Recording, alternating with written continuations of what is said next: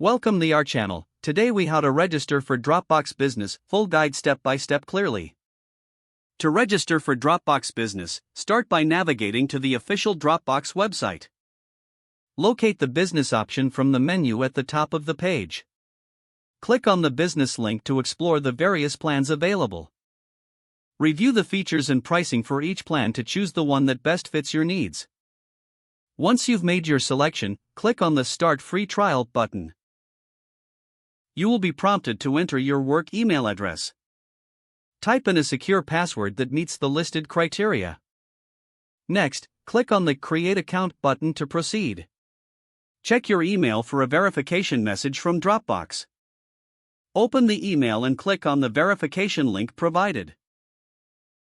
You will be redirected back to the Dropbox website to set up your business account. Fill in the necessary details, including your company name and team size. Take a moment to review the terms of service and then agree to them. Click on the Continue button to advance to the next step. Now, you will be asked to invite team members. Enter the email addresses of the colleagues you want to invite. Select the appropriate permissions for each invitee. Once you have added all team members, click Invite to send the invitations.